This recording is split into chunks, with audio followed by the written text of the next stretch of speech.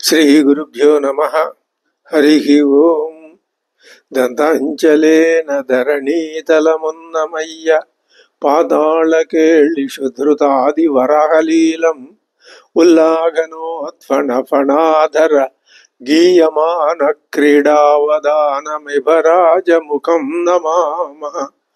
అమరీ కబరీ భార భ్రమరీ ముఖరీకృతం దూరీకరోతు దురితం గౌరీ చరణ పంకజం ఇందీవరదళ శ్యామం ఇందిరానందకందళం వందారు జన మందారం వందేహం యదునందనం. వాగర్ధావివ సంపృక్తౌ వాగర్ధ ప్రతిపత్తయే జగతః పితరౌ వందే పార్వతీ పరమేశ్వరౌ. ఆపదామపహర్తారం దాతారం సర్వసంపదాం లోకాభిరామం శ్రీరామం భూయో భూయో నమామ్యహం. బుద్ధిర్బలం యశోధైర్యం నిర్భయత్వమరోగత అజాడ్యం వాక్పటుత్వం చ హనుమస్మరణాద్ భవేత్. శ్రీ గురుభ్యో నమః. హరి ఓం. శ్రీరామచంద్రుడు సముద్రుణ్ణి ప్రసన్నుణ్ణి చేసుకోవటానికి 3 రాత్రుళ్ళు ఆ సముద్రపు ఒడ్డున దర్భాస్తరణం పరుచుకొని దాని మీద శయనించి ఆ సముద్రుని గురించి ఉపాసన చేశాడు, ధ్యానం చేశాడు, ప్రార్థించాడు. తన పట్ల ప్రసన్నుడు కమ్మని వచ్చి తనకు దర్శనం ఇమ్మని అనే ఆలోచనతో ఆయన ఆ 3 రాత్రుళ్ళు తదేక దీక్షతో గడిపాడు. అయినా సముద్రుడు రాలేదు. ఆయనకి కొంచెం చిరాకు కలిగింది. ఎలా ఈ సముద్రుడిని దారికి తీసుకురావటం అని ఆలోచించి కొంచెం కోపంతో లక్ష్మణుణ్ణి పిలిచి, లక్ష్మణ పట్టుకురా కోదండం అన్నాడు. ఆయన చేతికి అందించాడు. బాణాలు సంధించి విడిచాడు. సముద్రం అల్లకల్లోలం అయిపోయింది. ఆ జలజంతువులన్నీ అవి ఇదేదో ప్రళయం వచ్చిందని అవి చాలా కలగుండు పడిపోయినాయి. అయినా సముద్రుడు వచ్చే జాడలేవి కనపడలేదు. మళ్ళీ బాణాలు తీయబోతూ ఉండంగా లక్ష్మణుడు వారించాడు. అప్పుడు శ్రీరాముడు ఒక మాట అంటూ, లక్ష్మణ, ఈ సముద్రుణ్ణి మనం ఎంత ప్రార్థించినా ఇతడు మన మాట వింటలేదు, చూడు అని చెప్పి బ్రహ్మాస్త్రాన్ని సంధించాడు. ఇంకా లక్ష్మణుడు ఏమీ అప్పుడు నివారించలేదు. సంధించి ఆ జ్యావల్లిని ఒకసారి మీటాడు. అది భూనభోంతరాళ్లలోనూ ఆ ధ్వని వ్యాపించింది. మరి ఇప్పుడు ఆ సముద్రుడికి చలనం కలిగిందో ఏమో. ఆయన ఎదురుగుండా వచ్చి వినయంతో చేతులు కట్టుకుని నిలబడి స్వామివారి అనుజ్ఞ కోసం వేచి ఉంది అన్నాడు. స్వామి, అయ్యేమి ఆజ్ఞ అని అన్నాడు. అప్పుడు శ్రీరామచంద్రుడు, ఏమయ్యా, మరి నేను ఎంత నిన్ను ఉపాసించినా కూడా నువ్వు రాలేదు. నువ్వు ఎందుకని దీనికి కారణం అని అంటూ స్వామి ఒక మాట అన్నాడు. నువ్వు రాక్షసులు చెప్తే నియంత్రించబడతావా అన్నాడు. ఆ మాట చాలా పరుషమైనటువంటి మాట.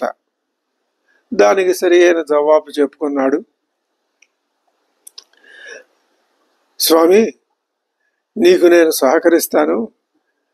ప్రకృతిని నేను అనుసరించవలసిందే కదా. ఆయన తన సహజ ధోరణిలో చెప్పాడు.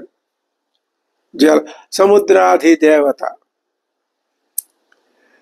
నువ్వు ఒక వారధిని నిర్మించు దీని మీద, ఈ సముద్రం మీద, నేను దానికి సహకరిస్తాను అని చెప్పాడు. చెప్పి సరే శ్రీరాముడు శాంతించాడు. ఆ బ్రహ్మాస్త్రాన్ని ఏ విధంగా ఉపసంహరించాలో దానికి ఒక విరుగుడు కూడా సూచించబడింది సముద్రుడి చేత. ఆ విధంగా చేశాడు. అక్కడికి అదే కథ సుఖాంతం అయినట్లే. కానీ శ్రీరాముడు నువ్వు రాక్షసులు చెప్తే వింటావా అని అడిగాడు. తర్వాత ఇప్పుడు మనకి కొన్ని అనుమానాలు వస్తాయి. ఏమని? ఎందుకంటే నువ్వు దానవులకి ఆశ్రయం ఇచ్చావు కదా, వాళ్ళ అజ్ఞానం నీకు సంక్రమించినట్లుంది అన్నాడు ఆయన. నేను ఇంత జ్ఞానంతో జ్ఞానస్వరూపుణ్ణై, ఆత్మ విధుడినై, ఆత్మతత్వవేత్తనై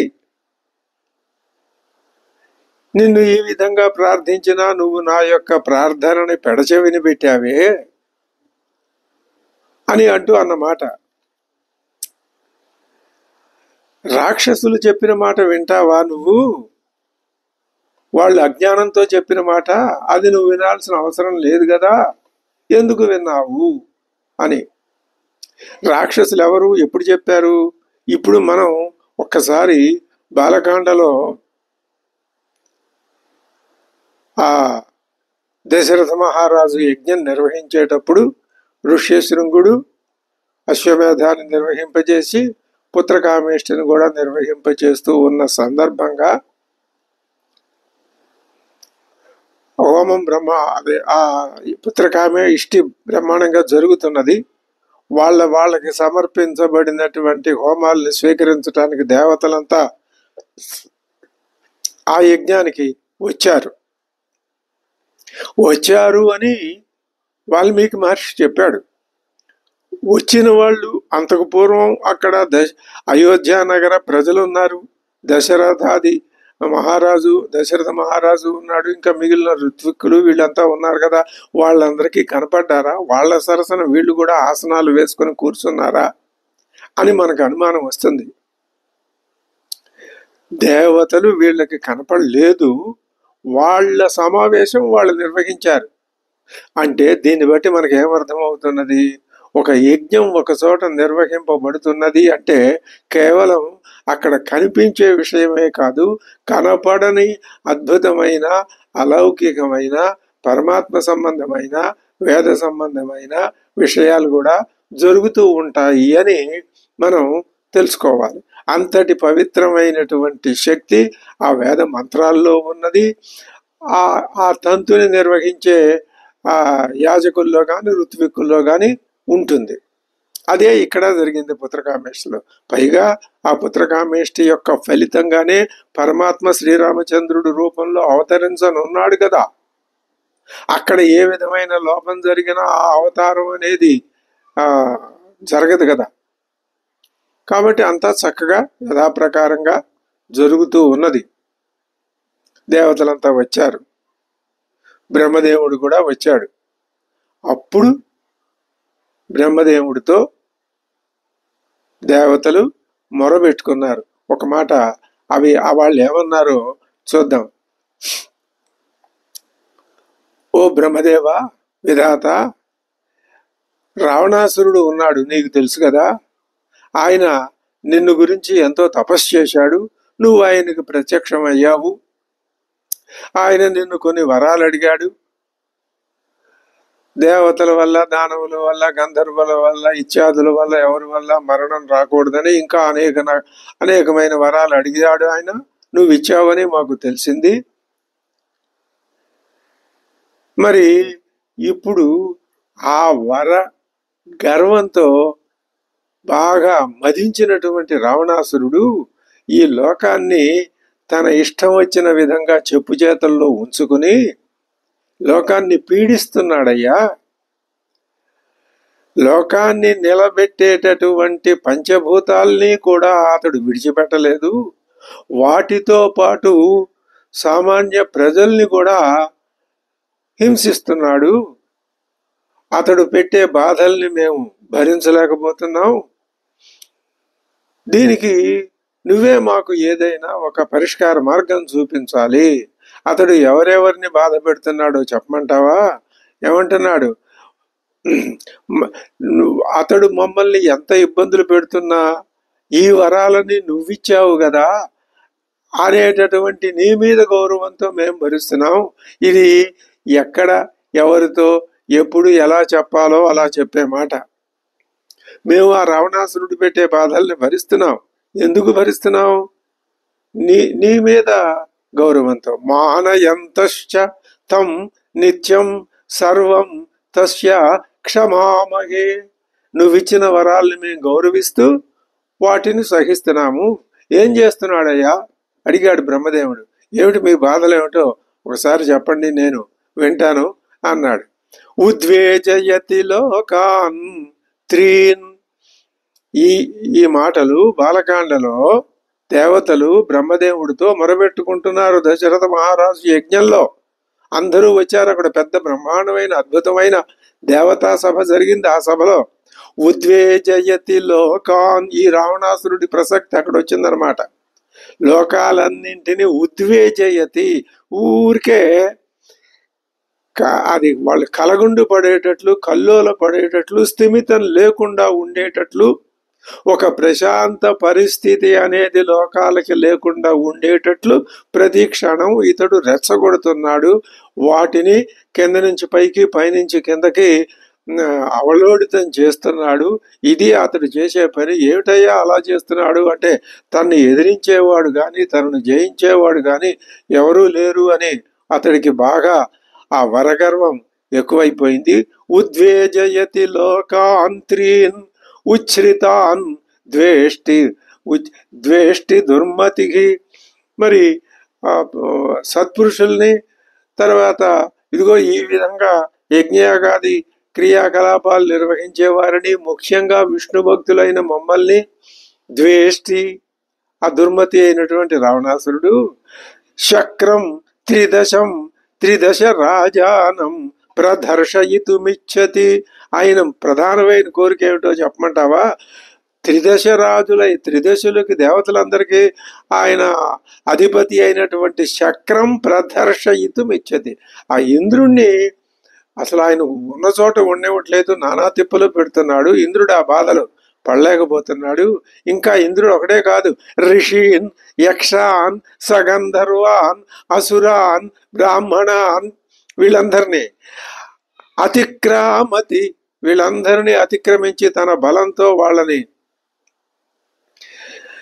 అల్లకల్లోల పరిచి భయపెట్టి వాళ్ళ యొక్క విధి విధానాల్ని వాళ్ళు అమలు చేసుకోనీయకుండా వాళ్ళకి అడ్డం పడి వాళ్ళని నానా హింస పెడుతున్నాడు. అతిక్రామతి దుర్ధర్ష వరదానే నమోహిత. ఇదంతా వరదానం వల్ల వచ్చింది. ఇక అసలు ప్రధానంగా ఒక విషయం మాకు లోకమంతా రుజువై కనపడింది. అందుకే ఆ మాట చెప్పడానికే ఇప్పుడు నీ దగ్గరికి వచ్చాం. నైనం సూర్య ప్రతపతి, సూర్యుడిని అదుపులో పెట్టేశాడు. తాను ఎంత వరకు వేడిని ఇమ్మంటే అంతవరకే ఇవ్వాలి సూర్యుడు, మించి ఇస్తే సూర్యుడిని శిక్షిస్తున్నాడు. నైనం సూర్య ప్రతపతి పార్శ్వే వాతి నమారుత. వాయువుని కూడా తను రమ్మన్నప్పుడు తన వద్దకు రమ్మంటున్నాడు, లోకంలో వీసమంటున్నాడు. వద్దన్నప్పుడు మానేయమంటున్నాడు. ఎప్పుడు ఎలా వీచాలో అలా తానే చెప్తున్నాడు.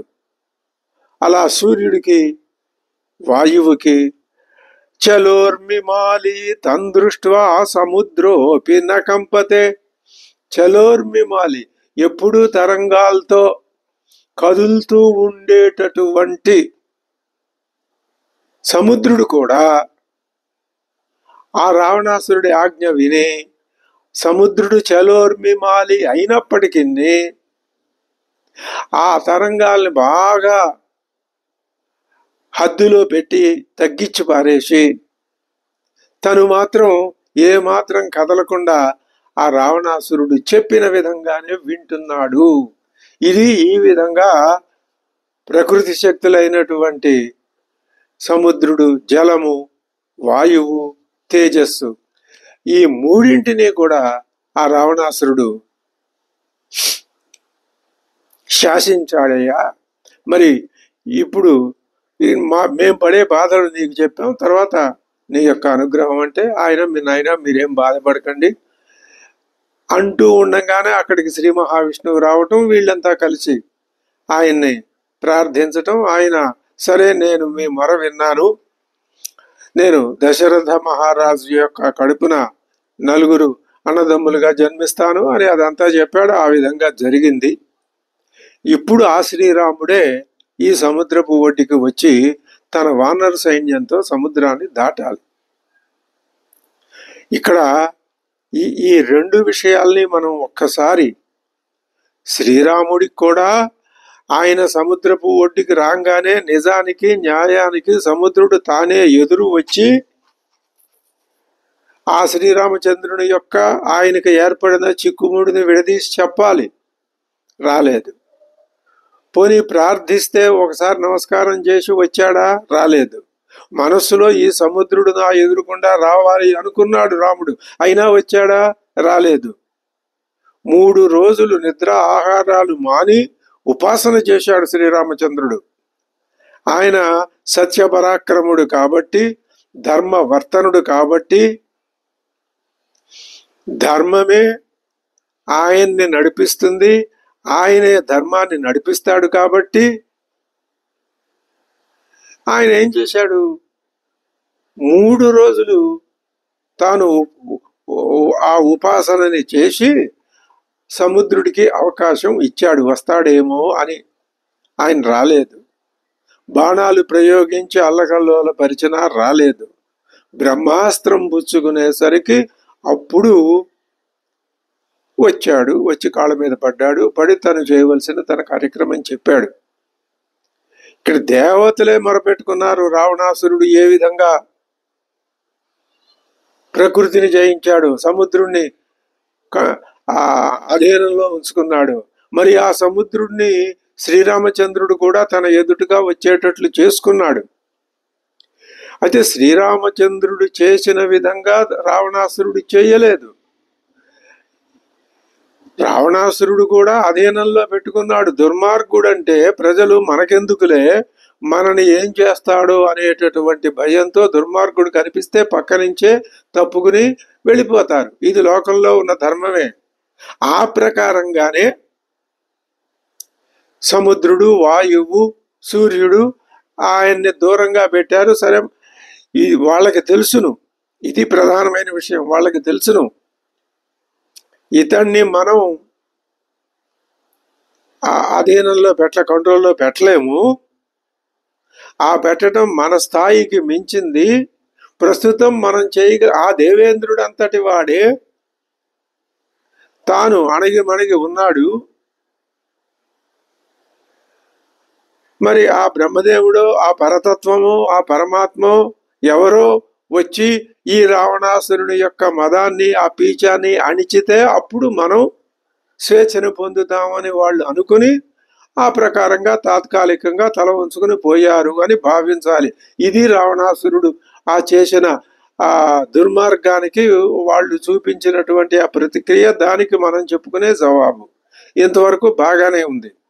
మరి ఇప్పుడు రాముడు 3 రోజులు ఉపవాసం చేసిన సముద్రుడు రాలేదు అంటే, అప్పుడు సముద్రుడు అన్నాడు, శ్రీరాముడు కూడా అహంకారం చూపించి సముద్రుడిని రమ్మనమని అనలేదు. ఆయన సత్వగుణ స్ఫూర్తితో ఏ ప్రకృతి శక్తినైనా, ఇది రావణుడు దుర్మార్గాన్ని వాళ్ళు ఉద్దేశపూర్వకంగా సహించారు. శ్రీరామచంద్రుడు ఉద్దేశపూర్వకంగా 3 రోజులు ఉపాసించాడు. ఎందుకని అంటే ఇందులో తన అవతార ప్రయోజనం ఉన్నది. ఏమిటది అంటే, ప్రజలు కూడా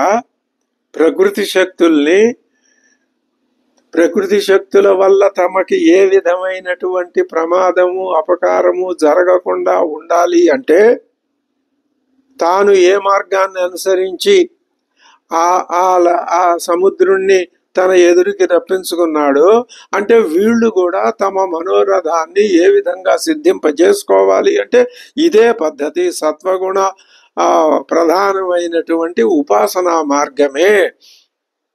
వీళ్ళకి యోగ్యమైనది అని దీనికి మనం జవాబు చెప్పుకుంటే, సమాధానం చెప్పుకుంటే, ఇక్కడ సమన్వయం, ఈ రెండింటికి సమన్వయం చక్కగా ఏర్పడుతుంది. ఇది శ్రీరాముడు ఈ సముద్రుణ్ణి తన ఎదురికి పిలిచి ప్రత్యక్షం చేసుకుని ఆ సముద్రుడు అందరితో అందరూ వినేటట్లుగానే చెప్పించాడు ఆయన. ఇది ఇందులో ఉన్నటువంటి అంతరార్థం.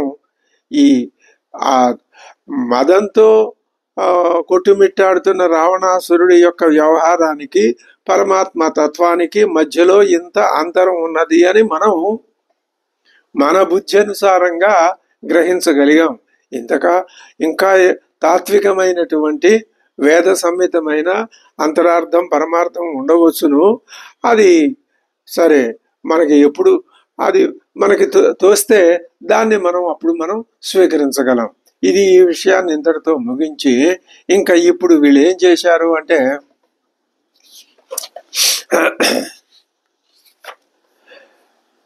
అవతలకు వెళ్ళారు. సుగ్రీవుడు తన సైన్యాన్ని ఒక చక్కటి జల వనరులు, ఆహార వనరులు ఎక్కడైతే బాగా ఉన్నాయో అక్కడ సైన్యాన్ని అంతటిని, మీరు ఇక్కడ విశ్రాంతి తీసుకోండి, ఇక్కడ ఆగండి అని వాళ్ళని ఆపాడు. అది ఒక వ్యూహం. అటువంటి వ్యూహ రచనలో సుగ్రీవుడు చాలా సమర్థుడు. తర్వాత ఆ వానరులు అక్కడ విడిచారు. ఇక్కడ ఇందాక మనం సముద్రుని గురించి చెప్పుకున్నాం. ఇక్కడ వాల్మీకి ఇంకొక మాట చెప్తున్నాడు, ఆ వానర సైన్యం యొక్క భారానికి భూమి కూడా తట్టుకోలేకపోయింది అని. భూమి కూడా ప్రకృతి శక్తే. ఆ జలం నుంచి ఉద్భవించిందే భూమి. భూమి జలం నుంచి ఉద్భవిస్తే జలం తేజస్సు నుంచి ఉద్భవించిందని కదా మనకి వేదం చెప్తున్నది. భూమి తట్టుకొనలేకపోయింది. పరమాత్మ యొక్క ఆ సదాగ్రహానికి సముద్రుడు తట్టుకోలేకపోయాడు. అయినా సరే భూమి ఏం చేసింది, ఏ విధమైనటువంటి వికారాన్ని చూపించకుండా తాను వణికిపోయినా సరే వాళ్ళని ఏ విధంగానూ వాళ్ళకి ఇబ్బందులు కలిగించలేదు భూమి. అలాగే సముద్రుడు కూడా రావణాసురుడు చెప్పినట్టు విని వణికిపోయినా అంతకంటే మించి ఏం చేయలేదు. ఇక్కడ సత్వగుణ ప్రధానమైనటువంటి ఆరాధన జరిగింది కాబట్టి ఈ శ్రీరామచంద్రుడికి యొక్క అభిష్టాన్ని నెరవేర్చడానికి ఆయన సిద్ధపడ్డాడు. ఇంకా ఆ విధంగా సైన్యం అక్కడ విడిచి ఉండగా ఓ పెద్ద కోలాహలం వినపడింది. అది ఎటు నుంచి వినపడింది, లంకలో ఉన్న ప్రజల యొక్క నివాసం నుంచి ఓ పెద్ద హోరు, ఆ కంఠధ్వనులు, కోలాహలం, అరుపులు, కేకలు, జయ జయ నాదాలు, జై రావణాసుర మహారాజా అనే కేకలు ఇవి వినపడుతున్నాయి అటువైపు నుంచి. విన్నారు వీళ్ళు. ఇప్పుడు తతః శుశ్రువు విన్నారు. ఎవరు? వానరులంతా. ఆకృష్టం లంకాయాం కాననౌకసః భేరీ మృదంగ సంగుష్టం తుములం రోమహర్షణం. భేరులు, మృదంగాలు, కాహళాలు, నాదాలు, పెద్ద పెద్ద విజయధ్వానాలు, ఇవంతా పెద్ద హోరు వినపడుతోంది. అవిచ్ఛిన్నంగా వినపడుతోంది. అది తుములంగా ఉంది. పైగా అది వినేసరికి వీళ్ళగా ఒళ్ళు పొంగిపోయింది. ఎందుకంటే శత్రువు యొక్క అభివృద్ధిని వీళ్ళు ఎలా సహిస్తారు? వీళ్ళు ఆ రాక్షసుల్ని జయించడానికే కదా ఇక్కడికి వచ్చింది.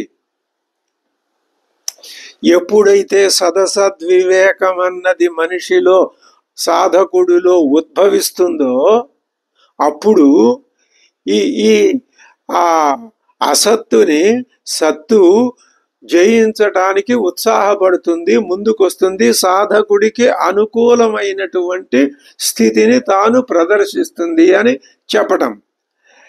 ఆ ధ్వనులు విన్న వానర వీరుడికి ఆనందం కలిగింది. నిజానికి భయం కలగాలి, కానీ వీళ్ళకి ఆనందం కలిగింది. రెచ్చిపోయారు వాళ్ళు. అంతకంటే ఎక్కువగా వీళ్ళు గర్జించారు. ఇక అప్పుడు ఆ సమయంలో శ్రీరామచంద్రుడు ఏం చేశాడంటే తన సైన్యాన్ని మొత్తాన్ని ఒక వ్యూహంగా ఏర్పాటు చేశాడు. ఆ వ్యూహానికి ఏమని పేరు పెట్టాడు? గరుడ వ్యూహము అని పేరు పెట్టాడు. గరుత్మంతుడు ఆకారం ఎలా ఉంటుందో సైన్యం అదే ఆకారంలోకి వచ్చిందనమాట. అది అదేం చేశాడు? మొట్టమొదట అంగదుణ్ణి నీలుణ్ణి ఆ వ్యూహం యొక్క వక్షోభాగంలో నిలిపాడు. అలాగే వృషభుడు సేనకుడు వృషభుణ్ణి ఆ కుడి పార్శ్వంలో నిలిపాడు. గంధమాదనుణ్ణి ఎడమ వైపున ఉండమని ఆదేశించాడు. ఆ సైన్యం యొక్క శిరోభాగంలో తాను లక్ష్మణుడు ఉంటామన్నారు. సుషేనుడు జాంబవంతుణ్ణి కుక్ష స్థానంలో పెట్టాడు. సుగ్రీవుణ్ణి పుచ్చ స్థానంలో వెనక భాగంలో ఉండాలని చెప్పాడు. ఈ విధంగా ఆ సైన్యాన్ని గరుడ వ్యూహం పన్ని ఏ ఏ భాగాల్లో ఈ గరుడ వ్యూహంలో అమర్చబడి ఉన్న ఈ సైన్యంలో ఏ ఏ భాగాల్లో నాయకత్వం సుస్థిరంగా ఉండాలో అక్కడలా సమర్థులైనటువంటి నాయకుల్ని నియమించాడు. ఇంకా ఏమిటయ్యా అంటే యుద్ధానికి బయలుదేరటమే. అంతా సన్నద్ధంగా ఉన్నది. ఇప్పుడు శుకాసురుడు ఉన్నాడు. అతడు ఇంతకు ముందు వచ్చాడు. అతన్ని విడిచిపెట్టండి అన్నారు. ఇప్పుడు విడిచిపెడుతున్నారు. ఇంకా వానర సైన్యం అధీనంలోనే ఉన్నాడు. అప్పుడు విడిచిపెట్టాడని చెప్పలేదు. ఈ శ్రీరాముడు మన సైన్యం చక్కని వ్యూహాన్ని ప్రకారం ఉన్నది కదా, అందుకని తతో రామో మహాతేజ సుగ్రీవమిదమబ్రవీతు. మహాతేజ అయినటువంటి శ్రీరాముడు సుగ్రీవుడితో అంటున్నాడు, సువిభక్తాని సైన్యాన్ని, చక్కగా విభక్తంగా ఎక్కడెక్కడ ఎవరెవరు ఏ విధంగా ఉండాలో ఆ విధంగా సైన్యాన్ని సువిభక్తంగా ఉన్నాయి. శుక ఏష విముచ్యతాం. ఇప్పుడు ఇది అందులో రాముడి వ్యూహం. ఇప్పటిదాకా కాసేపు ఆపండి. అశుకుణ్ణి అన్నారు. ఇప్పుడు ఇక్కడ అంతా భద్రం చేసుకున్నారు. ఇంకా ఏమీ లేదు. శత్రువు వచ్చి మన మీద పడినా మనం వెళ్ళటానికైనా దేనికైనా అది సిద్ధంగా ఉండే విధానాన్ని ఏర్పాటు చేసి శుక ఏష విముచ్యతాం అన్నాడు. ఆ శుకుడు వెంటనే అక్కడి నుంచి ఎగురుకుంటూ రావణాసురుడి దగ్గరికి వెళ్ళాడు. రావణాసురుడు శుకుణ్ణి పరామర్శించాడా, ఏం శుకాసురా వెళ్ళావా, వచ్చావా, ఎలా ఉన్నావు? శుకుడు అక్కడ జరిగిన విషయాన్ని అంతా స్పష్టంగా చక్కగా పోసుకొచ్చినట్లు వీధి విశ్వసనీయుడు కదా చెప్పాడు. చెప్తే విన్నాడు రావణాసురుడు. అక్కడ జరిగినవన్నీ ఆసక్తితోటే గమనించాడు. వాళ్ళ సైన్యాధిపతులు, వాళ్ళ పేర్లు, వాళ్ళ పరాక్రమాలు ఇవన్నీ కూడా రామలక్ష్మణుడు వాళ్ళ గుణగణ అవన్నీ. ఇప్పుడు శ్రీరాముడి పరాక్రమాన్ని ఆ శ్రీరామచంద్రుడు విరాధ కబంధాది రాక్షసుల్ని వధించినటువంటి విధానాన్ని కూడా వర్ణించి చెప్పాడు ఈ శుకుడు రావణాసురుడితో. వాళ్ళు ఏ విధంగా సేతువుని నిర్మించారో, సముద్రుడు ఏ విధంగా ప్రత్యక్షమయ్యాడో ఆ కథ కూడా చెప్పాడు. తర్వాత ఇంకో రాముడు ఎందుకు వచ్చాడు, ఇదంతా ఎందుకు చేస్తున్నాడయ్యా, ఎందుకు వచ్చాడు అని చెప్పాడు. సీతమ్మ వారిని తీసుకువెళ్ళటానికే వచ్చాడు. ఆ సైన్యం చూస్తుంటే ఎవడికి అసలు గుండె ధైర్యం చాలదు.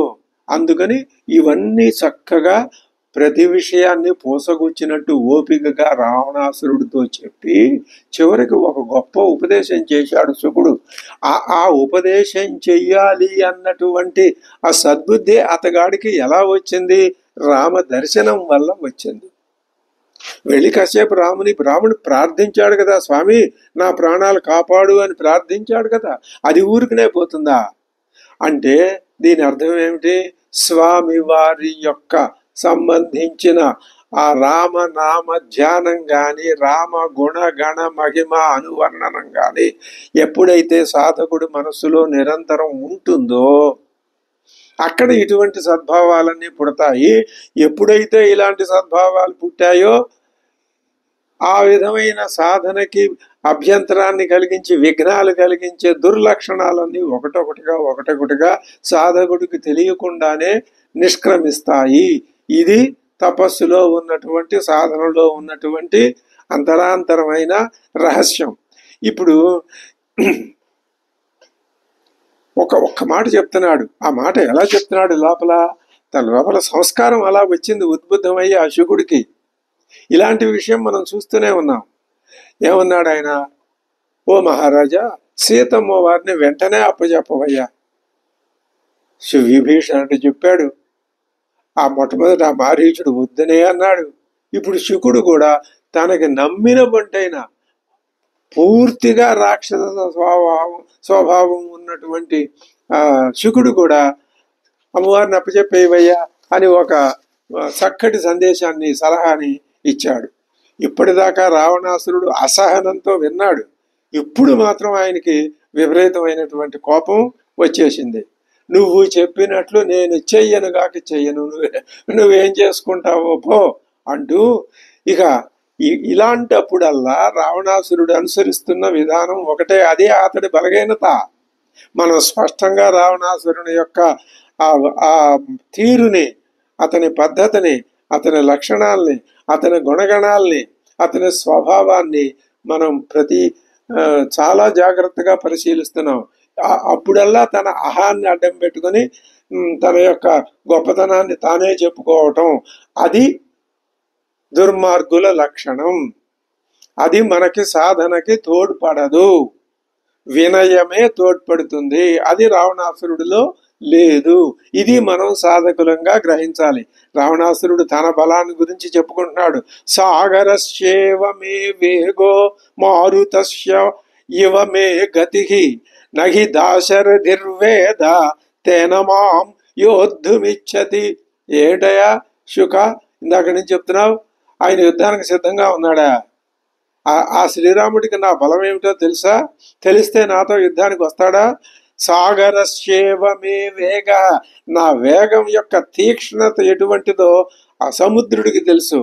మారుతస్య ఇవ మే గతి, ఆ వాయువుకి ఎంతటి గతి ఉందో అంతటి గతి. అలా కాకపోయినా ఆ సముద్రుడికి ఎంత శక్తి ఉన్నదో ఆ శక్తి ఇవి నాలో ఉన్నాయి. సముద్రుడి శక్తి, ఆయన ఆ మాట పరిగెట్టుకుని కావాలనే చెప్తున్నాడు రావణాసురుడు. సముద్రుడు వెళ్లి తల వంచుకొని ఆయనకు చేతులు జోడించి నమస్కారం చేశాడా? ఆ సముద్రుడికి తన శక్తి తాను తెలియక చేశాడేమో. ఆ సముద్రుని యొక్క శక్తి, ఆ శక్తికి మించిన శక్తి కూడా నా భుజాల్లో ఉన్నది. వాయువు యొక్క శక్తి అంతా నా భుజాల్లో ఉన్నది. నహి దాశరథిర్వేద, ఈ సంగతి ఆ దాశరథికి తెలియదు. ఆయనకేం తెలుసు పాపం? తేన మాం యోద్ధుమిచ్చతి. అందుకనే ఆ అమాయకత్వంతో నాతో యుద్ధానికి ఆయన వచ్చి అక్కడ తహతహలాడుతున్నట్లుగా మీ అందరికీ కనిపిస్తోంది. ఇప్పుడు నేను ఓ పని చేస్తా, రావణాసురుడిలో కళాత్మకమైన హృదయం కూడా ఉన్నదేమో అని అనిపిస్తూ ఉంటుంది. ఏమన్నాడు ఇక్కడ అంటే, నా పరాక్రమం నీకు తెలియక ఓ శుకాసుర సీతమ్మ వారిని తీసుకెళ్ళి అప్పచెప్పంటున్నావా? యుద్ధమే గనక వస్తే, యుద్ధమే కనుక రావటం ఏమిటి? యుద్ధం వచ్చేసింది చూడు. రేపే నేను జరగబోయే యుద్ధంలో నా గొప్పతనాన్ని ఎలా చూపిస్తాను తెలుసా? ఆ వానర వీరుడు నేను ఆ యుద్ధంలో ఒక వీణావాద్య కచేరీ నిర్వహిస్తా. రూపకాలంకారం మొదలు పెట్టాడు. వీణావాద్య కచేరీ నిర్వహిస్తా. వీణావాద్య కచేరీకి ఏముండాలి? ఎప్పుడైనా వీణా వాయిద్యకారుడు వీణ ఉండాలి, అది వాయించే తీగలు ఉండాలి, వాయించే సాధనం ఉండాలి, తర్వాత ఆ వీణ ధ్వని రావాలి, విని మెచ్చుకునేవాళ్ళు, హర్షించేవాళ్ళు, వాళ్ళ శబ్దజాలం, వాళ్ళ నాదం, ఇది అక్కడ ఉండవలసినటువంటి విధానం. అవన్నీ ఉన్నాయి, నేను చెప్పిస్తున్నా చూడు అని అంటూ ఏమంటున్నాడు అంటే, మమ చాపమయీం వీణాం, నా ధనుస్సే వీణ. నిజంగా వీణ తీసుకెడతాను అనుకునేవు పిచ్చివాడు, అలా కాదు. నా యొక్క ధనుస్సు అనే వీణతో శరకోణై ప్రసాదితం, కోణములు, ఆ వీణను వాయించేవాళ్ళు వేలికి ఇలా ఒక చిన్నటి దీన్ని పెట్టుకొని దాంతో శబ్దాన్ని మీటుతారు. కేవలం చర్మ సంబంధమైన వేలుతో మేటురా దాంతోటే వస్తుంది. అందుకని ఇక్కడ మరి ఈ వింటిని ఎలాగా నేను పలికిస్తానయ్యా అంటే, శరములు, వింటిని శరాలు సంధించటం, వీణా వాయిద్యకారుడు వీణా తీగని తంతువుని మీటడం అంటున్నాడు. రావణాసురుడు మమ చాపమయీం వీణాం శరకోణై ప్రసాదితాం జ్యాశబ్ద తుములాం ఘోరాం ఆర్తభీత మహా అశ్వనాం. తర్వాత జ్యాశబ్ద తుములాం, వీణానాదం ఏదయ్యా? జ్యాశబ్దం, ఆ వింటికి కట్టబడిన నారి శబ్దం. బాణాన్ని విడిచిపెట్టినప్పుడల్లా జమ్మను నాదం చేస్తుంది కదా, అదే వీణానాదం. అది ఈ శబ్దాలు వెళ్ళి ఈ బాణాలు వెళ్ళి ఆ వానరుల గుండెల్లో దిగబడుతుంటే వాళ్ళు ఆర్తనాదాలు చేస్తారు కదా, అదే వీణాధ్వని. నారాచతల సన్నాదాం, బాణాలు చేసేదేమో చక్కటి కమనీయమైన బాణ నిస్వనం. తాం మమ అహిత వాహిని, నా శత్రు సైన్యాన్ని అటువంటి బాణముల యొక్క ఆ చివరలతో, బాణాగ్రములతో వాళ్ళని సంహరించి వాళ్ళు చేసే ఆర్తనాదాలనే సన్నాదాన్ని ఈ వీణా వాయిద్య గోష్ఠిలో వినిపించేటట్లు చేస్తాను. అవగాహ్య మహారంగం వాదయిష్యామి, నేను వీణను వాయిస్తాను ఈ విధంగా. అంటే ఆయన ఏం చెప్తున్నాడు? మరి ఇక్కడ రంగస్థలం ఏదయ్యా? నువ్వు కచేరీ చేసే చోటు ఏదయ్యా అంటే శత్రుసేనే రంగస్థలం. మరి వీణేదయ్యా? నా ధనుస్సే వీణ. మరి మోగించే కోణాలు ఏవయ్యా? నా బాణాలే అక్కడ కోణాలు. మరి ఆ వీణాస్వరం ఏదయ్యా? ధనుష్టంకారమే వీణాస్వరం. మరి ఆ గీతం ఏదయ్యా? వాళ్ళ ఆర్త ఆలాపాలే గీతానాదాలు. మరి బాణాలు విడిచే శబ్దాలే తాళం. నిజానికి వీణాగోష్ఠి శ్రోతకు ఆనందం కలిగించాలి, కానీ ఇక్కడ ఈ వీణాగోష్ఠి శత్రువుల గుండెల్ని అదరగొడుతుంది సుమా అని ఒక అద్భుతమైనటువంటి ఆలోచనని శుకుని యొక్క ఎదుట పెట్టాడు రావణాసురుడు. సరే, ఇంకా ఆయన ఆ విధంగా తన మనస్సులో వచ్చినటువంటి ఆలోచనలు బయట పెట్టాడు. ఆ శుకాసురుడు వచ్చి సీతమ్మ వారిని సమర్పించు అన్న దానిని నేను చెయ్యనుగాక చెయ్యను ఆ పనిని అంటూ తాను చేయదలుచుకున్న పనిని చేయటానికి సమర్థించుకునే విధానాన్ని చెప్పుకుని అక్కడికి అంతటితో సంతృప్తి పడ్డాడు. ఇప్పుడు అంటే ఏంటన్నమాట, పడ్డాడే గాని రావణాసురుడి మనసులో ఒక ఆలోచన లోపల ఉంది. ఏమిటి? రాముడు వారధి నిర్మించాడా? ఈయనెళ్ళి ఇంకా చూడలా. నిర్మించాడని ఈ దూత వచ్చి చెప్పాడు. నిర్మించాడా? వారధిని నిర్మించడం, వానర సైన్యం సముద్రం దాటి లంకలో ప్రవేశించడం రావణుడికి ఎప్పటికప్పుడు ఆ విషయం తెలుస్తూనే ఉంది. అతడు అలా జరుగుతుందని అనుకోలేదు రావణాసురుడు. తాను అనుకున్న దానికి వ్యతిరేకంగా అన్నీ జరుగుతున్నాయి. అది లోపల ఆయనకు బాధగానే ఉంది, కానీ ఏం చేస్తాడు? పట్టు విడిచిపెట్టలేడు కదా. అతడికి భయం వేసింది. శుకసారణులు మళ్ళీ శుకుణ్ణి సారణుడనే ఇంకొక మంత్రిని కూడా పిలిచి ఇద్దరిని జత చేసి మీరు వెళ్ళండి, ఆ వానర సైన్యంలోకి వెళ్ళి మారు వేషాలతో వెళ్ళి మీరు కొన్ని విషయాలు తెలుసుకురండి. ఇది కూడా ఇంకా బలహీనతే. అన్నీ చెప్పాడు ఆ శుకుడు వెళ్ళి వచ్చి. అయినా సరే ఇతడికి ఏదో కొద్దిగా కాలక్షేపం చేస్తే తనకి తాను ధైర్యాన్ని కూడగట్టుకోవచ్చు అనే ఒక విశ్వాసము ఏమో. అది మీరేం చేయాలి తెలుసా? వాళ్ళు అసలు ఎవరెవరున్నారు, సేనా నాయకులు ఎవరు, ఒక్కొక్కడి బలపరాక్రమాలు ఎలాంటివి, వాళ్ళలో ముఖ్యులు ఎవరు, సుగ్రీవుడికి మంత్రుడు ఉన్నారు కదా, ఆ మంత్రుల్లో సుగ్రీవుడికి విశ్వసనీయులు ఎవరు, హనుమంతుడు అనే మాట అంటల్లా. అసలు ఆ సేతువుని ఎలా నిర్మించారు ముందే తెలుసుకోండి. ఎలా నిర్మిస్తే నీకెందుకయ్యా ఆ ఆలోచన లేదు. సేతువు నిర్మించారు, వచ్చి ఇక్కడ కూర్చున్నారు వాళ్ళు. ఇంకా సేతువుని ఎలా నిర్మించారో, గతజల సేతువు అందరం అంటే ఇదే. ఆ సేతువుని ఎలా నిర్మించారో తెలుసుకురండి అని మళ్ళీ శుకసారణుల్ని మళ్ళీ పంపిస్తున్నాడు. దీని వలన రావణాసురుని యొక్క అనిశ్చిత మానసిక స్థితి, అటువంటి అనిశ్చిత స్థితి ఎందుకు ఏర్పడుతుంది అంటే కేవలం అహంకారం, ఆ లోపల ఉన్నటువంటి ఆ శత్రువులు ఏవి కామక్రోధాది అరిషడ్ వర్గాల వల్ల అటువంటి స్థితే తప్ప 3 రాత్రులు ఉపాసించేటటువంటి సుస్థిరమైన ఆత్మధైర్యం రాదు. ఎంత స్పష్టంగా రామాయణం మనకి ఇటు ఇటు రావణాసురుడి ప్రవర్తన, అటు శ్రీరామచంద్రుడి ప్రవర్తన, ఒకే విషయాన్ని గురించి ఇద్దరు ఏ విధంగా ఒకే లక్ష్యాన్ని సాధించడానికి రాముడి మీద విజయాన్ని సాధించాలని ఈ రావణాసురుడు, ఆ రావణాసురుణ్ణి నిర్జించి తన అర్ధాంగిని తెచ్చుకోవాలని సత్సంకల్పంతో ఈయన ఈ రెండింటిని స్పష్టంగా చేసి మనకి చూపిస్తున్నాడు. మనం ఏం చేస్తున్నాం? మధ్యలో మన పాత్ర ఏమిటి? మనది సాధక పాత్ర. రాముడు ఎందుకు వచ్చాడు అంటే నీ చేత చక్కగా ప్రవర్తింపజేసి నీ స్వరూపాన్ని నువ్వు గ్రహించుకోవటానికి వీలుగా నిన్ను తీర్చిదిద్దటానికి వచ్చాడు. అలా నిన్ను సిద్ధపడనీయకుండా చెడగొట్టడానికి వచ్చాడు ఈ రావణాసురుడు. ఇది సంఘర్షణ. రామాయణంలో సంఘర్షణ ఇది. ఇటు రావణుడి వైపు నుంచి సంఘర్షణ మనకే, రాముని వైపు నుంచి ఉద్ధరణ మనకే. ఈ విషయం మనం గనక గమనించినట్లయితే మనకి ఎంత ఆనందం కలుగుతుందో అది అనుభవైక వేద్యమే తప్ప మాటల్లో చెప్పటానికి వీలు ఉండదు. సుగ్రీవుడికి విశ్వసనీయైన మంత్రులు ఎవరు? అసలు ఆ సేతువుని ఎలా నిర్మించారో తెలుసుకో, ఈ విషయాలన్నీ తెలుసుకొని రండి మీరు పోండి అని వాళ్ళని పంపించాడు. వాళ్ళిద్దరూ ఏం చేశారంటే ఈసారి తెలివితేటలుగా, ఇలాంటి తెలివితేటలుగా ఏం లోటు లేదు వీళ్ళకి, వీళ్ళు కూడా వానర వేషాలు ధరించేశారు.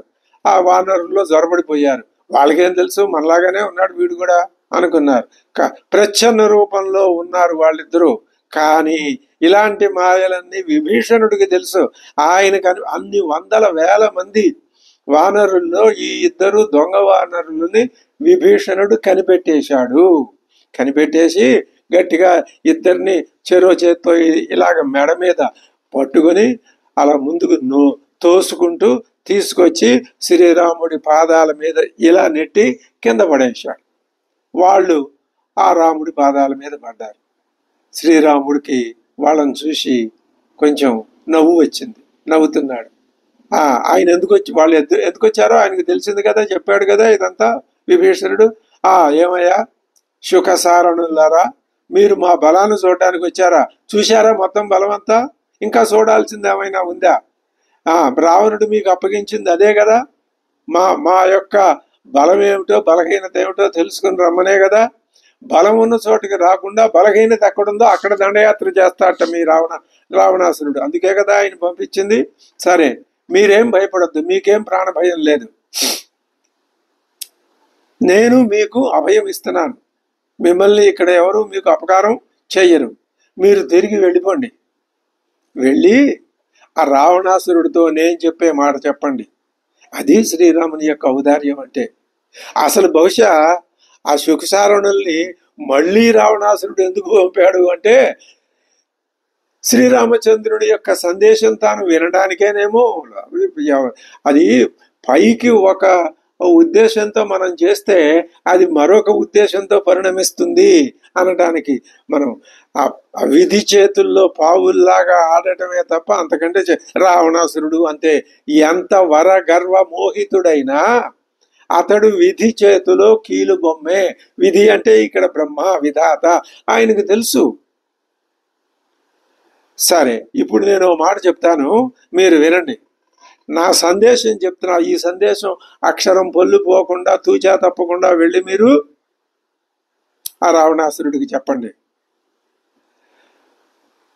ఓ రావణాసురా, వచ్చి నీ బంధుమిత్ర సపరివార సమేతంగా వచ్చి నా ఎదురుకుండా నిలబడి శరణు అను.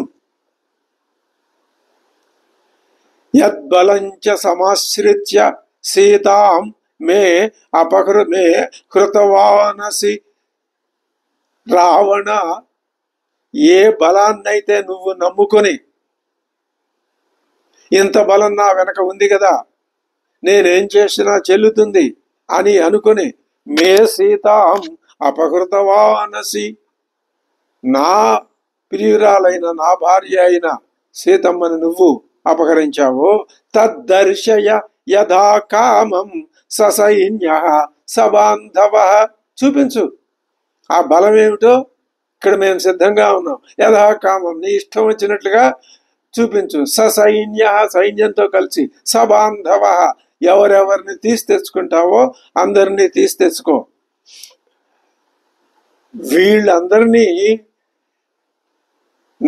వీళ్ళంతా నా బలం. నీకు ఏదైనా అనుమానం వచ్చిందా ఈ బలం నన్ను రక్షించలేదు అని? నాకేం అభ్యంతరం లేదు. ఆ బలంతోనే వచ్చి నన్ను శరణ కోరు. లేదా ఏం చేయాలి? శ్వకాల్యే నగరీం లంకాం సప్రాకారాం సతోరణాం రాక్షసంచ బలం పశ్య శరైర్ విధ్వంసితం మయా. ఇది మేఘ నిర్ఘోష కంఠస్వరంతో శ్రీరామచంద్రుడు చెప్పినటువంటి ఒకే ఒక సందేశం. ఏమంటున్నాడు? శ్వకాల్యే, రేపు ఉదయమే, ఈరోజే నీకు ఆఖరి రోజు. శ్వకాల్యే నగరీం లంకాం, లంకా నగరం మొత్తాన్ని, సప్రాకారం సతోరణం, ఒక్క ప్రాకారం ఉండదు, ఒక తోరణం. ఇవన్నీ బాగా ఇష్టపడి చక్కగా నువ్వేవో కట్టించావు, ఇవన్నీ ఉండేవి కావు. ఇక్కడ నిజంగా లంక అని, నిజంగా తోరణాలు అని, ప్రాకారాలని కాదు. మరి ఏమిటి? రావణాసురుడు తన అహంకారం అనేటటువంటి ఒక కోట కట్టుకొని దానికి ఈ అలంకారాలన్నీ పెట్టుకున్నాడు. నీ అహంకారం అనే కోట కూలుతుంది. అది కూలితే నువ్వు నిర్మించుకున్న, నీ మనసులో నిర్మించుకున్న నిజంగా లంక కాదు. నిజంగా లంకను శ్రీరామచంద్రుడు ఆయన ఎందుకు ఇచ్చేస్తాడు? అది కథ. దాన్ని మనం అలాగే భావించాలి. నిజంగా మనం ఆంతరంగికంగా లోపల ఈ విషయం భావించాలి. అహంకారం చుట్టూ, గర్వం చుట్టూ, అజ్ఞానం చుట్టూ ఏ ప్రాకారాల్ని, ఏ తోరణాల్ని నువ్వు నిర్మించుకున్నావో అటువంటి ఆ లంకని, అసలు లంక అన్నా అదే రావణాసురుడు మనసులో నిర్మించుకున్నది. ఇన్ని రోజుల నుంచి మనం ఈ మాట చెప్పుకోలేదేమో, ఇప్పుడు చెప్పుకుంటున్నాం. ఏం నష్టమేం లేదు. లంక అంటే అదే. ఎక్కడ ఉన్నది? ఆ పర్వతం మీద ఉన్నది. ఆ పర్వతం మీద అంటే పర్వతం ఎవడు ఎక్కలేడు. ఆ పర్వతం అంతా ఎక్కడ ఉన్నది? సముద్రం మధ్యలో ఉన్నది. సముద్రం ఎవడు ఈదలేడు. అంటే నన్ను ఎవరు నా స్థానం నుంచి పడగొట్టలేరని రావణాసురుడికి అహంకారం. ఇది కథ. ఈ కథని మనం చక్కగా సానుకూలంగా అర్థం చేసుకోవాలి అంటున్నాడు శ్రీరాముడు. శ్వకాల్యే నగరీం లంకాం సప్రాకారాం సతోరణాం రాక్షసంచ బలం తపస్య శరైర్విధ్వంసితం మయా. రేపు ఉదయమే ప్రారంభమవుతుంది విధ్వంసకాండ. క్రోధం భీమం అహం మోక్ష్యే ససైన్యే త్వయి రావణ శ్వకాల్యే వజ్రవాన్ వజ్రం దానవేష్వివ వాసవ. ఇది రాముడి సందేశం. 2 శ్లోకాలు చెప్పాడు ఆయన. దానవుల మీద మహేంద్రుడు ఏ విధంగా వజ్రాసనాన్ని పడేస్తాడు, వజ్రాయుధాన్ని పడేస్తాడో అదే విధంగా నేను రేపు ఉదయం క్రోధం భీమం, భయంకరమైన కోపంతో, అహం, నేను యుద్ధం చేస్తాను, ప్రదర్శిస్తాను. ఇంకా విధ్వంసం చేసేటప్పుడు అయ్యో అనే మాట ఉండదు. జాలి, దయ, కరుణ ఇలాంటివి ఉండవు. నీ మీద నేను రేపు కోపంతో ఆయుధాలు ప్రయోగిస్తాను, నా బాణాలు ప్రయోగిస్తాను. శ్వకాలే, మళ్ళీ చెప్తున్నాడు ఆ మాట. ఇందాక అన్నాడు శ్వకాలే, రేపు ఉదయమే. అంటే దీన్ని బట్టి యుద్ధం ప్రారంభం. నిన్ను నీ బలంతో సహా, నీ లంకతో సహా మొత్తాన్ని నేను రూపుమాపేస్తాను. విడిచిపెట్టండి ఈ సుఖసారణులు ఇద్దరిని అన్నాడు. అరే వాళ్ళు వెంటనే విడిచిపెట్టారు. వాళ్ళిద్దరూ పరుగున బతుకు జీవుడా అనుకుంటూ వెళ్ళిపోయారు. వెళ్ళిపోయి రావణాసురుడు ఎదుటికుండా నిలబడి మొత్తం చక్కగా పూసకొచ్చినట్టు అక్షరం కూడా పొలిపోకుండా చెప్పారు. ఈసారి వాళ్ళు ఆయన తరఫున వచ్చి చెప్తున్నారు. ఇంతకు ముందు వీళ్ళ తరఫున, రావణాసురుడి తరఫున వెళ్ళి చెప్పారు. అక్కడ చేశారు, బాగానే ఉంది. చెప్తూ రాముడిని గురించి వాళ్ళు అంటున్నారు. ఒక్క మాట అన్నాడు వాళ్ళు. అందులో శుకుడే ఏమన్నాడు? రామో దాశరథి శ్రీమాన్. వాళ్ళు నలుగురిని చెప్పాలని వాళ్ళ ఉద్దేశం. నలుగురు ఎవరు? రాముడు, లక్ష్మణుడు, విభీషణుడు, తర్వాత సుగ్రీవుడు, హనుమంతుడు. వీళ్ళని గురించి చెప్పాలి అని వాళ్ళ ఉద్దేశం. అందుకని రామో దాశరథి శ్రీమాన్. ఆయన శ్రీమాన్. శ్రీ అంటే సంపద అనే కాదు, అది లక్ష్మి, అనపాయిని. ఆయనలో ఉన్న తేజస్సే శ్రీ. ఒక్క మాట, శ్రీరామచంద్రుని విగ్రహంలో ఉన్నటువంటి తేజస్సే అది శ్రీ. అంటే ఆ తేజస్సు లౌకికమైంది కాదు, అలౌకికమైంది. ఏమంటే ఆ తేజస్సు ఆయన బాగా మొహం రుద్దుకుని స్నానం అది చేసి తర్వాత ఈ ఆధునిక కాలంలో మేకప్ అంటే అది అలాంటిది కాదు. ఆ తేజస్సు ఎలాంటిది తెలుసా? ఎవరైనా చీకట్లో ప్రకాశించరు. ఎక్కడ ప్రకాశిస్తారు? వెలుగులో. ఆ వెలుగు ఎక్కడి నుంచి వస్తుంది? సూర్యుడు ఇస్తాడు. అంటే ఈ లోకాన్ని వెలిగింపజేసేది ఎవరు? సూర్యుడు.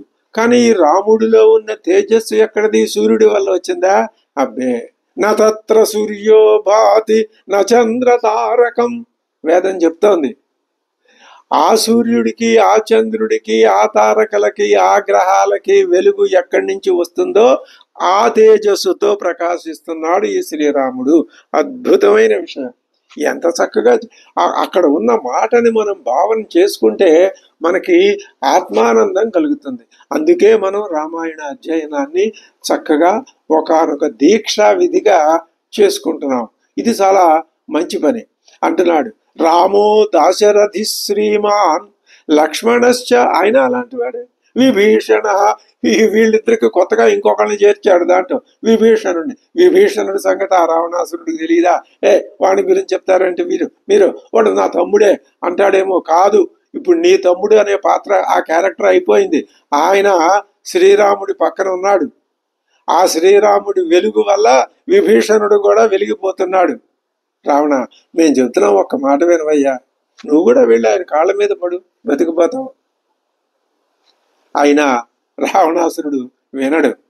మహారాజా, ఆ శ్రీరాముణ్ణి, ఆ లక్ష్మణుణ్ణి, ఆ సుగ్రీవుణ్ణి, ఆ విభీషణుణ్ణి మనము జయించలేము.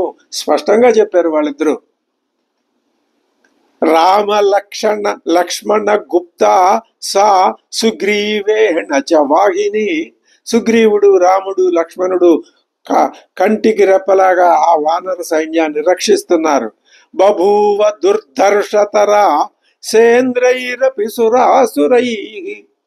ఇంద్రుడే కాదు, సురాసురుడు ఎవరొచ్చినా సరే ఆ వానర సైన్యాన్ని ఏమీ చేయలేరు. నువ్వేం చేస్తావు? నీ మొహం. రామ లక్ష్మణ, ఎందుకని కారణం, రామ లక్ష్మణ గుప్త. రామ లక్ష్మణుడు, సుగ్రీవుడు ఆ వాహిని రక్షిస్తున్నారు. అది బభూవ దుర్ధర్ష, దానిని ఎవరు దర్శింపజేయలేరు. అందుకని ఓ మహారాజా, నేను ఒక్క మాట చెప్తాను వినవయ్యా. నేను సేవకున్నో ఎవరినో నీ క్షేమం కోరి చెప్తున్నాను. ఎంత వినయపూర్వకంగా చెప్తున్నారు వాళ్ళు. ప్రతి అలం విరోధేనా, అలం విరోధేన, విరోధం వద్దు. శమో విధీయతాం, శాంతిని పూను, శాంతిని వహించు, శాంతిని ప్రదర్శించు. యుద్ధం అనే మార్గం విడిచిపెట్టే. శాంతి ఎలా వస్తుందంటావా? ప్రదీయతాం దాశరథాయ మైథిలి. ఇది శాంతి మార్గం. యుద్ధం వస్తే ఆ వానర సైన్యాన్ని ఎవడు జయించలేడు. జయించే శక్తి నీ రాక్షస సైన్యంలో లేదు. ఈ మాట మళ్ళీ చెప్పుకోవాలి మనం. వాళ్ళిద్దరిని పనిగట్టుకుని పంపించి వాళ్ళు వచ్చి వాళ్ళతో మళ్ళీ పిలిపించి వెనక్కి ఈ మాట చెప్పించుకుంటున్నాడు అన్నమాట రావణాసురుడు. అలం విరోధేన శమో విధీయతాం ప్రదీయతాం దాశరథాయ మైథిలి అంటున్నాడు. ఈ మాటలు విన్నాడు రావణాసురుడు. విని ఆయనలో ఇంకా ఆ అనిశ్చిత స్థితి, ఆ కంగారు, అయోమయం, అహంకారం ఇవన్నీ బాగా ఎక్కువైపోయినాయో ఏమో. ఆ శుకసారణు ఇద్దరిని కూడా, రండి మీరు నాతో అని ఎక్కడికి తీసుకుపోయాడు? తన భవనం యొక్క ఉన్నతోన్నతమైన భవనం అది, దాని యొక్క ఊర్ధ్వ భాగానికి తీసుకుపోయి అక్కడి నుంచి చూస్తే వానర సైన్యం కనిపిస్తోంది. ఇప్పుడు ముగ్గురు ఉన్నారు అక్కడ ఎత్తైన చోట, రావణాసురుడు శుకసారణులు ఇద్దరు. ఇప్పుడు చెప్పండి, అదిగో వాడెవడు, వీడెవడు, వీడెవడు అని దూరం నుంచే వాళ్ళని వేలుతో చూపిస్తూ అడుగుతున్నాడు. ఎవరెవరు, ఎంతటి, ఇంతకు ముందు అడిగాడు, వాళ్ళు చెప్పారు, మళ్ళీ అదే మాట చెప్తున్నాడు. ఇతనికి ఏమిటనమాట, వాళ్ళకి బలం లేదు, నీ ముందు పనికిరారు అని వాళ్ళు చెప్పాలి వీడికి, ఈయనకి వాళ్ళు చెప్పట్లా ఆ మాట. ఎంత తన్నుకుని ఎంత ప్రయత్నం చేసినా వాళ్ళు చెప్పట్లేదు. అది లోపల ఉడికిపోతున్నాడు రావణాసురుడు. ఎప్పుడూ కూడా ఈ కామక్రోధాదుల వల్ల, అవి సైడ్ ఎఫెక్ట్స్ అంటారు, లేకపోతే రియల్ ఎఫెక్ట్స్, ఏదైనా కానీ వచ్చే అనర్థం ఇదే. అవి ఎంతవరకు ఉండాలో అంతవరకే, అంతకంటే తక్కువ ఉన్నా పర్వాలా, ఉండవలసిన దానికంటే తక్కువ ఉన్నా ఏమి నష్టం లేదు. ఏమాత్రం 1 డిగ్రీ ఎక్కువ ఉన్నా అధోగతి, అంతే, అంతకంటే వేరే ఏమీ ఉండదు.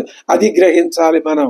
ఇప్పుడు చెప్పండి అన్నాడు. అంటే వాళ్ళందరినీ గురించి పేరు పేరున ఏకరువు పెట్టాడు ఆ సారణుడు. వాళ్ళ పేర్లన్నీ చెప్పాడు, చక్కగా వివరించి చెప్పాడు. ఇంతగా ఎందుకు వర్ణించి చెప్పారు అంటే మనం ఒక విషయం కనిపెట్టాలి ఇక్కడ. శ్రీరాముడి పరాక్రమాన్నే కాదు, శ్రీరాముడికి సహాయపడే రామభక్తులను వర్ణించి చెప్పినా కూడా రావణుడిలో, అంటే సాధకుడిలో సద్భావాలు ఉద్బుద్ధం కావాలి అని, రావణుడిలో ఉద్బుద్ధం కావాలి అని. కానీ అది అవట్లేదే. ఎందుకు చెప్పిస్తున్నాడు వాల్మీకి? వరస పెట్టి అందరి యొక్క విసుగు విరామం లేకుండా చాలాసేపు చెప్పించాడు. ఇదంతా పాపం ఓపికగా రావణాసురుడు విన్నాడు. అసలు ఆయన అంతసేపు వినడు, కానీ విన్నాడు. మరి ఏం చేస్తాడు? మరి వాళ్ళందరివి వర్ణించి చెప్పాడు. ఈ సందర్భంగా ఇప్పుడు ఒకానొక మహాద్భుతమైన ఘట్టం రామాయణంలో ఈ వాల్మీకి మహర్షి ఆ రామాయణం కథని ఎలా నిర్వహించాడో మనలాంటి సామాన్యులకి అంతు పట్టదండి. ఎవరో మహానుభావులు, యోగ సిద్ధులు, మరి ఉపాసనాపరులు, దీక్షాపరులు, వాళ్ళకి అలాగా తెలిసిపోవచ్చును. కానీ మనలాంటి సామాన్యులకి ఆ రచనా విధానం అంతు పట్టదు. అలా అని అనుకోవక్కర్లేదు. అది ఉన్న విషయాలు యథార్థం చెప్పుకున్నాం మనం. అలా అని కూడా అనుకోవక్కర్లేదు. మనకి కూడా తెలుస్తుంది. ఏం తెలుస్తుంది అంటే అద్భుతమైన కథా విధానం అని ఎందుకంటున్నాం, ఎక్కడ ఎవరిని గురించి ఏది చెప్పించాలో, ఎలా చెప్పాలో వాల్మీకి మహర్షి అందులో సిద్ధహస్తుడు. ఇప్పటిదాకా అసలు మనం అనుకోం. ఈ రావణాసురుడు అడిగాడు, ఒక పెద్ద మదించినటువంటి ఏనుగులాగా కనపడుతున్నాడు. ఎవరయ్యా ఆయన? మహారాజా, మీరు ఆయన్ని గురించి అడిగారు కదా, మేం చెప్తాం వినండి. పండగే ఆ సారణుడికి అద్భుతంగా చెప్తున్నాడు. ఏమని? శ్రీ హనుమంతుడిని గురించి వర్ణించి చెప్తున్నాడు. రామాయణంలో ఇద్దరు రాక్షసుల మధ్య జరిగే సంభాషణలో హనుమంతుడిని గురించి మనకి చెప్తిస్తున్నాడు. మనం విని ధన్యులం కావాలి. హనుమంతుడి పాదాలకి సాష్టాంగ పడాలి. మనం పడి బుద్ధిర్బలం యశోధైర్యం నిర్భయత్వం అరోగత అజాడ్యం వాక్పటుత్వంచ హనుమస్మరణాత్ భవేత్. హనుమద్ వైభవం అంటే అదే. అటువంటి హనుమంతుడి గురించి కొన్ని విశేషాలు ఇప్పటిదాకా చెప్పలా, ఇప్పుడు చెప్తున్నాడు. ఇది విశేషం. ఏమంటున్నాడు అంటే తెలుస్తుందట. మొట్టమొదట హనుమంతుడి గురించి, అటు చూడు, ఆయనే హనుమంతుడు. ఎంతు పశ్యసి తిష్టంతం ప్రభిన్నమివ కుంజరం. మదించిన ఏనుగులాగా ఉన్నాడే. ఎంతు పశ్యసి, అదిగో చూడు, అటే ఎవరిని చూస్తున్నావో, తిష్టంతం, అక్కడ నిలబడి ఉన్నాడు చూడు, ఏనుగు వలె. అతడే యో బలాత్ క్షోభయేత్ క్రుద్ధో సముద్రమపి వానరః. ఆయనకి గనక కోపం వస్తే తన బలంతో ఆ సముద్రాన్ని కూడా క్షోభయేత్, కల్లోలో పరిచిపారేస్తాడు. అటువంటి వానరుడు ఆయన. ఆయన పేరు ఏమిటో తెలుసునా? హనుమంతుడు. ఆయన ఏం చేశాడు? ఎవరయ్యా హనుమంతుడు? నేనెప్పుడు వినలేదే. హనుమంతుడా? ఏమిటా పేరు చాలా విచిత్రంగా ఉంది, గమ్మత్తుగా ఉంది అని అనుకుంటున్నావా? అదేం కాదు. ఇంతకు ముందు వచ్చాడు ఆయన మన ఊరు, వాళ్ళ లంకలోకి వచ్చాడు. వచ్చి ఆ సీతమ్మ వారితో నువ్వు ఎవ్వరి కంటపడకుండా దాచానని సంకలు కొట్టుకుంటున్నావే, ఆ అమ్మవారితో ఆయనే మాట్లాడాడు.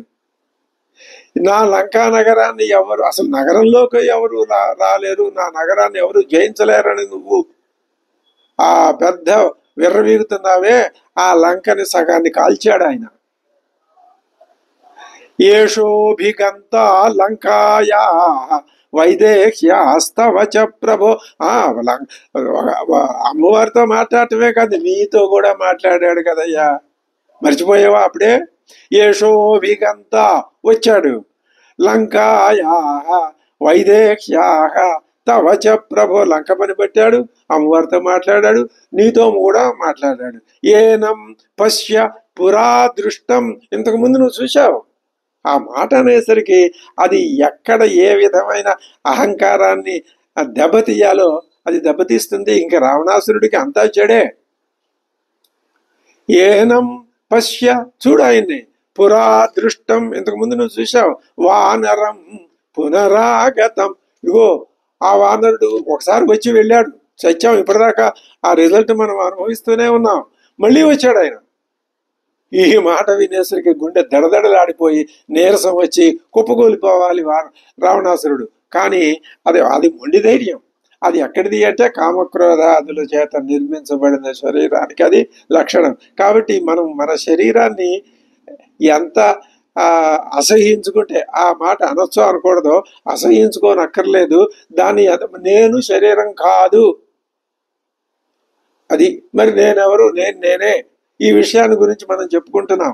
అది రాముని గురించి తెలుసుకోవాలి. నేను ఏది, ఇది బాగుంది ఈ మాట, నేను ఏది కాదో రావణాసురుని గురించి తెలుసుకోండి, నేను ఏదో రామచంద్రుని గురించి తెలుసుకోండి. అద్భుతం, ఈ ఈక్వేషన్ చాలా బాగుంది. ఇది అనుకోకుండా ఇప్పటికిప్పుడు మనసులో వచ్చిన ఆలోచన. నేను ఏది కాదు, రావణాసురుడు కాదు, నేను ఏది, శ్రీరామచంద్రుడు. ఈ ఒక్క ఆలోచనని నిరంతరం మనస్సులో గనక మనం కొనసాగించుకుంటూ ఉంటే ఎంత అద్భుతమైనటువంటి ఆనందం కలుగుతుంది. ఆ ఆనందం చిరస్థాయిగా ఉండిపోతుంది. అదే మోక్షం, అంతకంటే ఏమీ లేదు. ఏనం పశ్య పురా దృష్టం వానరం పునరాగతం, మళ్ళీ వచ్చాడు అనేసరికి గుండె గుబేల్ మనాలి. ఇప్పుడు నీకు ఇంకొక మాట చెబుతా. నువ్వు ప్రహస్తుడిని అడిగావు, ఏమయ్యా మీరంతా ఏం చేస్తున్నారు, నిద్రపోతున్నారా, ఆ హనుమంతుడు వచ్చి లంకని ఇలాగా నాశనం చేస్తుంటే అని. అప్పుడు ఆ ప్రహస్తుడు ఏమన్నాడు, నీకంటే పరమ మూర్ఖుడు ఆ ప్రహస్తుడు. మేము అప్పుడు అజాగ్రత్తగా ఉన్నాం, అందువల్ల ఆయన ఆ పని చేసి వెళ్ళిపోయాడు. ఈ శుకుడు సారణుడు అలాంటి మాటలు చెప్పట్లా, ఈసారి మేము జాగ్రత్తగా ఉంటాం, ఆయన పని చూస్తాం అన్నాడు ఆ ప్రహస్తుడు. అదే ఆ సంగతి. చూడు, ఇతడు ఎటువంటి వాడంటే జ్యేష్ఠ కేసరిణ పుత్ర వాతాత్మజ ఇతి శ్రుత. ఈయన కేసరి అనేటటువంటి వానర పొంగవుని యొక్క కుమారుడు. ఈయనకి వాతాత్మజుడు అని కూడా అంటారు. హనుమానితి విఖ్యాత లంఘితో ఏన సాగర, ఈయనే సముద్రాన్ని దాటిన వాడు. వాతాత్మజుడని పేరు కదా, వాయుదేవుని యొక్క వరప్రభావం చేత జన్మించాడు కదా. తల్లి తండ్రి అంజనాదేవి కేసరి, కానీ వరం ఇచ్చింది ఆయన వాయువు. ఎందుకు వరం ఇచ్చాడో తెలుసా? ఆ వాయువుని నువ్వు బంధించావు కదా, నీ మీద పగ తీర్చుకో. పుత్రాది చేత్పరాజయం, తన కుమారుడి చేత తన బలాన్నంతా కుమారుడిలో పెట్టి ఆ కుమారుడి చేత నీ సంగతి ఏమిటో తేల్చడానికే బహుశా ఆయన ఇచ్చాడేమో. అదే ఇచ్చాడు, ఏమో ఏమిటో అదే సంగతి. ఇది జ్యేష్ఠ కేసరిణ పుత్ర వాతాత్మజ ఇది శ్రుత హనుమానితి విఖ్యాత లంఘితో ఏన సాగర. హనుమాన, హను అంటే ఏంటో అర్థం దవడానికి కదా, హనుమాన్ అంటావేమిటి? చెప్తా అది కూడా అర్థం నేను చెప్తాను విను రావణ మహారాజా. కామరూపి, ఇంకొక మాట ముందు చెప్తా. కామరూపి, ఆయన ఏ విధమైన తన ఆకారంలో ఎలాంటి మార్పులు అప్పటికప్పుడు కావాలంటే చేసు అణిమాద్యష్ట సిద్ధులు ఆయనకి కరతలామలకం. హరిశ్రేష్ఠ బల రూప సమన్విత, బలము ఉన్నది, ఆ బలానికి తగ్గినటువంటి ఆ రూపం కూడా ఆయనకి ఉన్నది.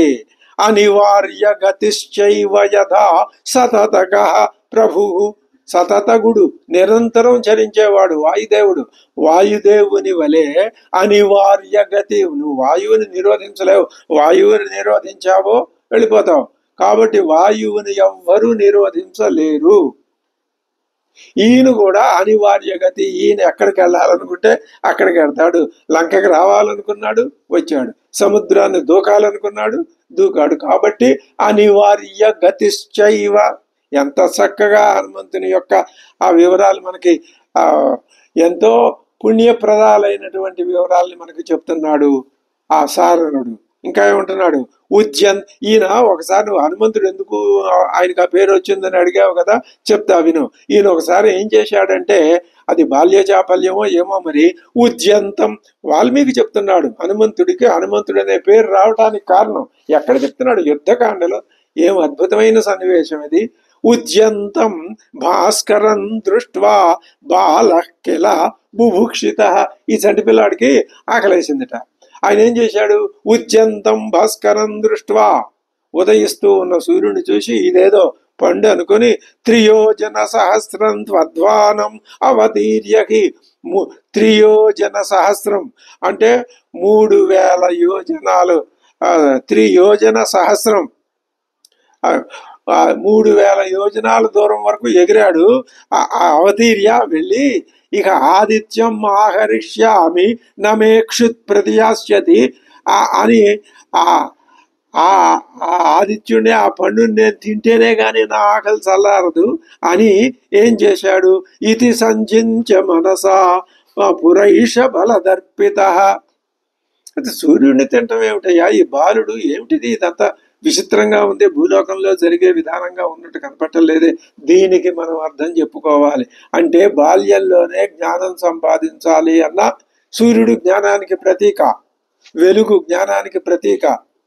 జ్ఞానం సంపాదించాలి అనేటటువంటి ఆ అహమహమిక ఆయనలో ఉన్నది అని మనం అర్థం చేసుకుంటే ఇందులో ఏ విధమైన వైరుధ్యం ఉండదు.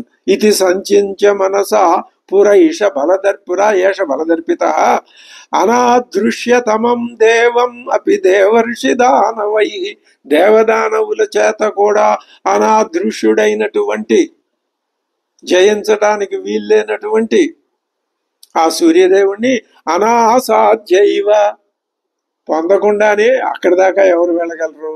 ఈ బాల్యజాపల్లం కొద్దీ వెళ్ళాడు కానీ అనాసాధ్య, చేరుకోకుండానే పతితో భాస్కరోదయ గిరౌ, భాస్కరోదయనే గిరౌ. సూర్యుడు ఉదయించే గిరి మీద, పర్వతం మీద ఈయన కింద పడిపోయాడయ్యా. పడిపోయేసరికి ఏం జరిగిందో చెప్పమంటావా, పతితస్య కపేరస్య హను ఏక శిలాతలే కించిత్ భిన్న. ఎంత అందంగా చెప్తున్నాడు. ఈయనకి అందరికీ 2 దవళ్ళు ఉంటాయి కదా, పాపం ఈయనకి చక్కగానే ఉన్నాయి పుట్టినప్పుడు. కానీ అంత ఎత్తు నుంచి ఆ ఉదయ పర్వతం మీద డమేల్ని పడ్డాడు కదా, పడినప్పుడు ఇలా పడ్డాడేమో. మరి అది కుడిపక్క హనువా ఎడం పక్క హనువా లేకపోతే రెండునా తెలియదు, చెప్పట్లేదు వాల్మీకి. కించిత్ భిన్న హనురేక, ఏకా హనుకు ఒక దవడ, అది ఏమైంది, కించిత్ భిన్న, కొద్దిగా తొలిగింది, ఎముక విరిగింది, ఫ్రాక్చర్ అయిందనమాట. హను అప్పటి నుంచి అది ఏముంది ఎంతసేపు వెంటనే సరైపోయింది, కానీ ఆ ఫలితం అది అలాగే ఉండిపోయింది. అప్పటి నుంచి ఈయన్ని హనుమా, ఇది ఏషవై, ఈయన్ని హనుమంతుడు అని చెప్తున్నారు.